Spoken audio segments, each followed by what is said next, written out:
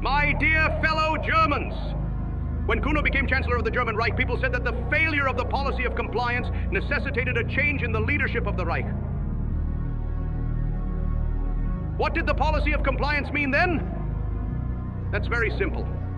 You must try as far as possible to satisfy your adversary's demands so as to make Germany's recovery possible. It was unimportant whether or not there was any legal basis for these demands. No state could do more than Germany to fulfill them. But the German people are required to make reparations which exceed the entire wealth of the nation. So these requirements must have a very definite purpose, an agenda which goes far beyond economics. France does not want reparations. It wants the destruction of Germany, the fulfillment of an age-old dream, a Europe dominated by France.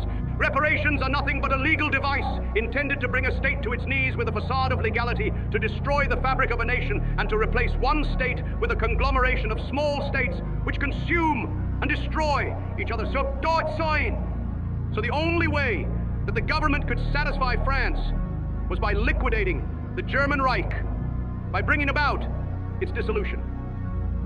Satisfying France is not an economic, but a political question. This was what caused the downfall of Dr. Wirth. To satisfy France, he would have to destroy Germany. That he cannot do. And what he can do will not satisfy France. From this, we can clearly see where the road to Germany's recovery lies. Our first priority must be the defense of the nation. That is primarily not a technical matter, but a question of psychology and of the will to accomplish this. Only when we have solved that problem can the rebuilding of Germany begin. And that will not be accomplished until the German people once again recognize that politics are driven by power and power alone.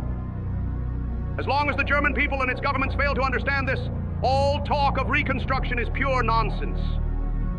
And for 4.5 years, the German people have had to listen to this nonsense as the official wisdom of the government. Our nation faces a twofold challenge. First, spiritual and then material rearmament. Spiritual rearmament means re-educating the nation, teaching it to defend itself, to represent its vital interests, and to assert its rights. How can the national will be strengthened? By destroying whatever opposes it. The choice is national or anti-national and international. This all-important question, nationalism or internationalism, must be decided. Only then can the spiritual rearmament of our nation be achieved.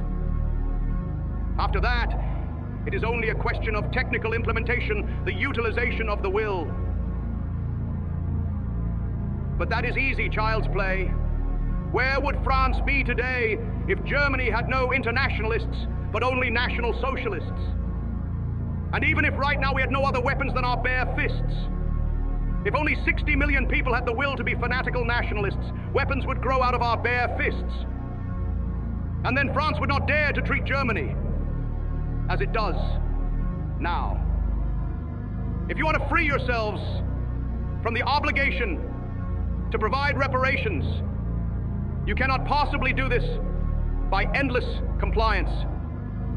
The only way is to have the strength of will to one day tear up the Treaty of Versailles and to develop instead the ability to defend our nation and ultimately to attack its enemies.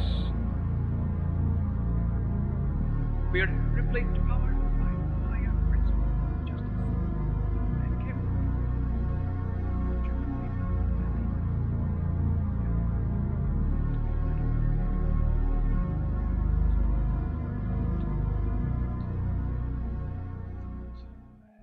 that Germany was confronted not by an economic, political, the reawakening of the nation's will to act. Kuno's preoccupation with economics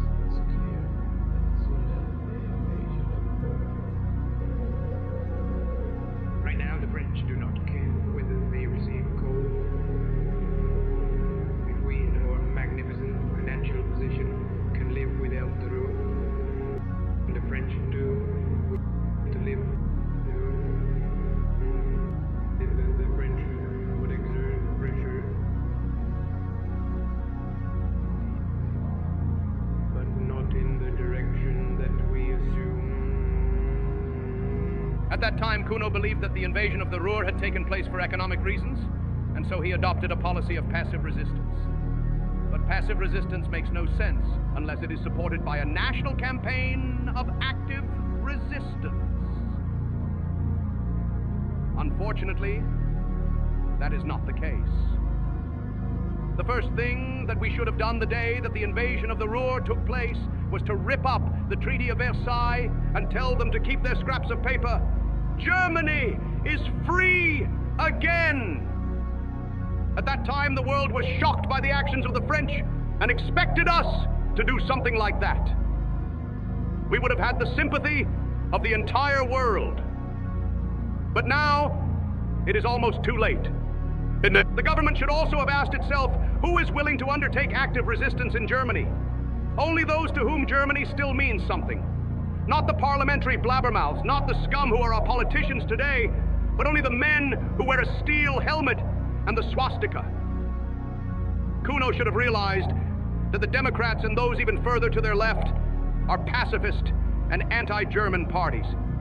They demand nothing but submissiveness, negotiation at any price. What should he have done if he had realized this? He should have strengthened the nationalistic element because it alone was viable. If it were possible in Germany today to unite 1.5 million people in support of a single platform, who if necessary were ready to sacrifice themselves for their fatherland, Germany would be saved. But then that million people would have to be sure that their government was firmly behind them and would have to be able to say to themselves, we are not fighting in vain, nor shall we die as our brothers did in the years 1914 to 18, so that Germany can be turned into a pigsty. Even today, there are still hundreds of thousands who love their fatherland above all else. But the fatherland must show them greater love than the others. If they are expected to make the supreme sacrifice for Germany, they should have been given back the symbol of former immortal victories, the banner which fluttered at the forefront of our regiments. Why didn't the government do that? Because they want moderation in everything. Just take a look at what goes on in the state legislature, Landtag. If they continue to blunder on like that for years, there will no longer be a Germany or a Bavaria. Today, the German parliamentarians are bringing about the destruction, the end of the German nation. They no longer recognize the creative power of the individual. What outstanding personalities has the Republic produced? People like to make comparisons with the ancient republics, but you cannot compare a Wurzelhofer with a Marius or a Schweier with a Sulla. They would not even permit a strong-willed individual to exist. They do not want anything superior to their own mediocrity. They are afraid that someone without a parliamentary majority might have power. If a Frederick the Great were to appear again today, they would probably pass emergency legislation aimed at him. You would think that a statesman who was a failure would disappear forever. But in a parliamentary state, he merely goes back to the end of the line and waits for another turn.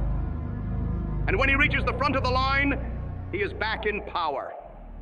Even the ancient republics with their rigid conception of the state were ruled by a dictator in times of national emergency. When the lives of nations are at risk, national and provincial parliaments are useless. Only giants can save the nation.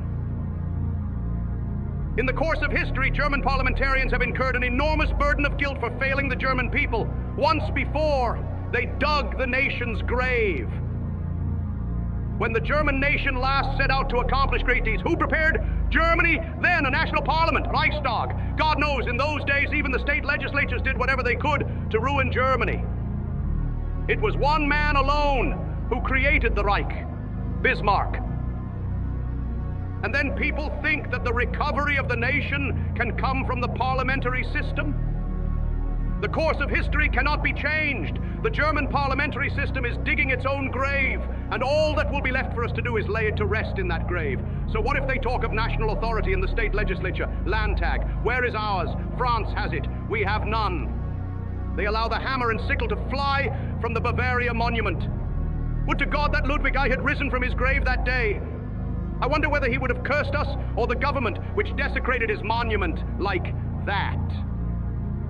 Thunderous applause. We believe that we must answer for our actions not only to future generations but to those who came before us. A new time will come, and it will decide who it was who acted properly here. And only then will people realize that they protected the people who betrayed their fatherland. But it is the fire in the hearts of Germany's young folk which will bring us ultimate victory. It will be they who will sustain the state which they will create for themselves. New young warriors are coming forward in Germany. Young men who have already shed their blood for their fatherland, but know full well that because of those who rule Germany today, their blood was shed in vain. The parliamentarians do not enjoy the respect of the nation. They have to pass protective legislation to defend themselves. Germany can be saved only by the dictatorship of the national will and determination to take action. People ask, is there someone fit to be our leader? Our task is not to search for that person. Either God will give him to us or he will not come. Our task is to shape the sword that he will need when he comes. Our task is to provide the leader with a nation which is ready for him when he comes. My fellow Germans, awaken. The new day is dawning.